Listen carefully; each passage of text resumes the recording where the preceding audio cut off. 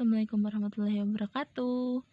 Nah, kenalin saya Alia Firfardisa dari Pendidikan Matematika Universitas PGRI Semarang. Nah, di sini kita akan belajar bareng tentang trigonometri di tingkat SMA.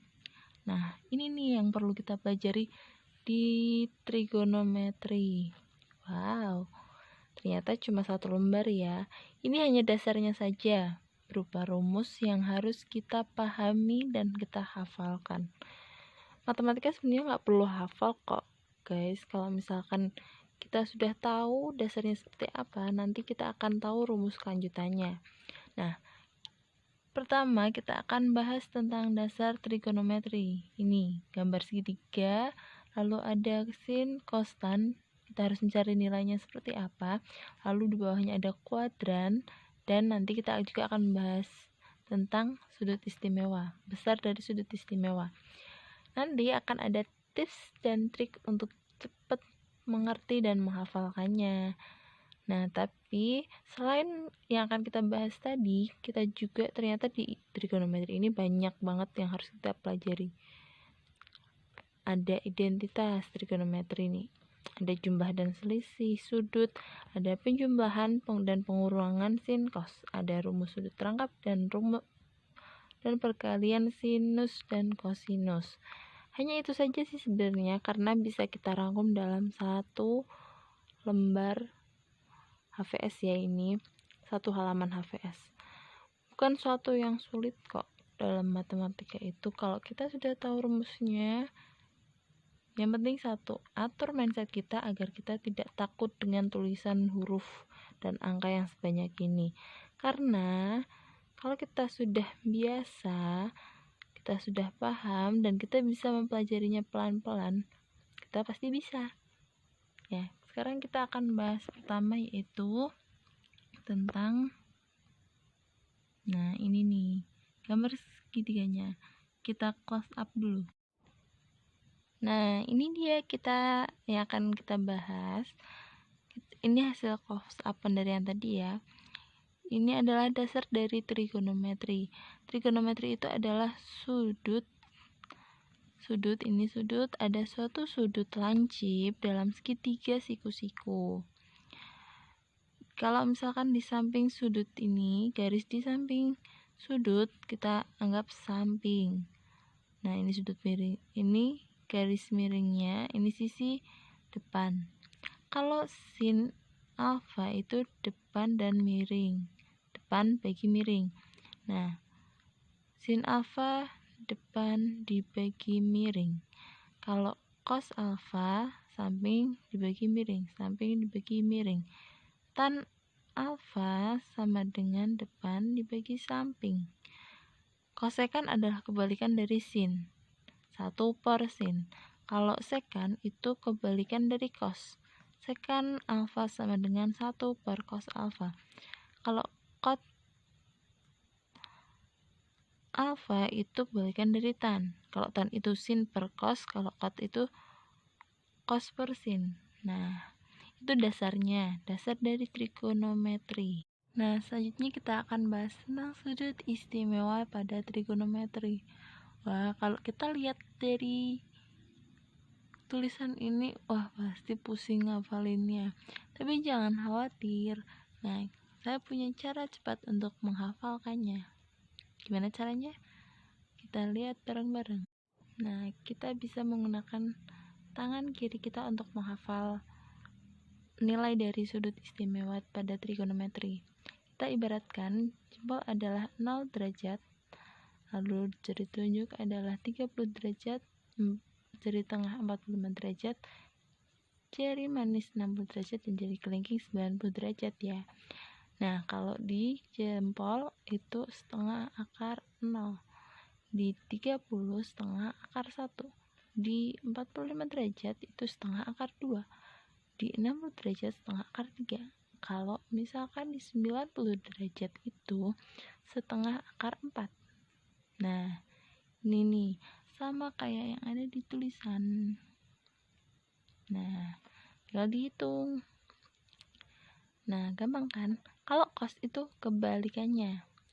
Berarti ini yang 0, 1, 2, 3, dan 4. Kalau tan, nggak usah bingung-bingung. Nah, tangan adalah hasil sin dibagi cos. Kalau misalkan tan 0 nih, sinnya berapa? 0, cosnya 1 kan nilainya. Nah, untuk cari tan 0 berarti nilai sin dibagi cos. 0 dibagi 1 sama dengan 0. Nah, kita ketemu rumus tangan ralat.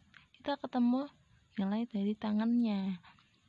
Nah, untuk nih, jadi nggak perlu ribet-ribet ngafalin sin 30 berapa ya, sin 90 berapa, tan 30 berapa.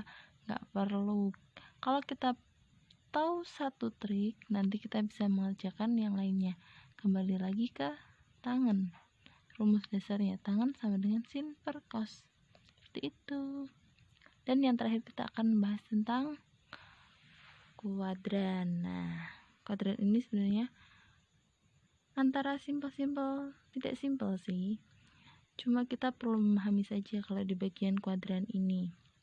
Nah, apa saja yang perlu kita pahami? Yang perlu kita pahami, pertama, kita misalkan ini adalah sebuah lingkaran. Lalu kita bagi 4 sama besar. Nah, ini adalah kuadran 1. Daerah kuadran 1 antara 0 sampai 90. Nah, nilai sudutnya itu adalah alfa. Pada kuadran 1, nilai sin, cos, dan tangannya positif. Di kuadran 2, kita misalkan sudutnya adalah ini.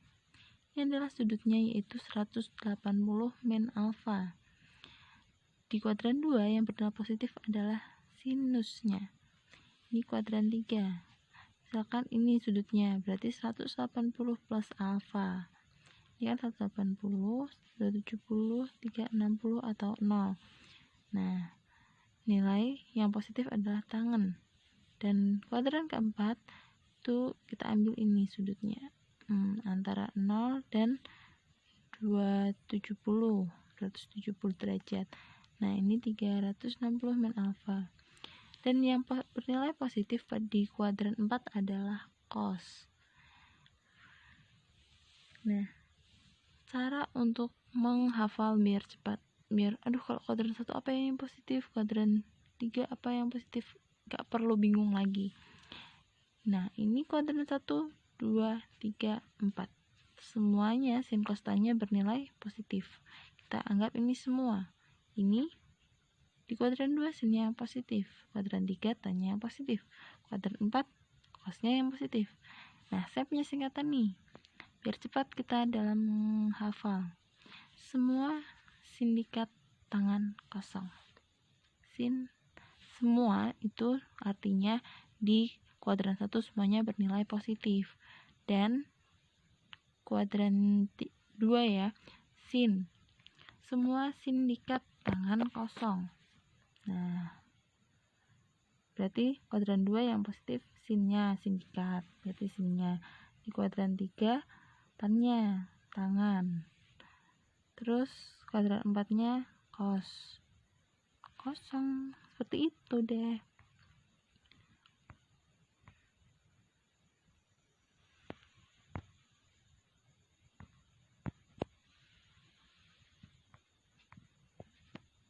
Nah, ini dia yang sudah kita pelajari. Sedikit bukan?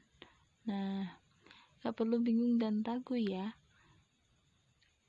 Bagi kalian yang pengen daftar di pendidikan matematika UGRIS atau di Universitas PGRI Semarang, kalian bisa kunjungi web di pmbugris.ac.id dan segera daftarkan diri kalian. Terima kasih telah menonton. Assalamualaikum warahmatullahi wabarakatuh.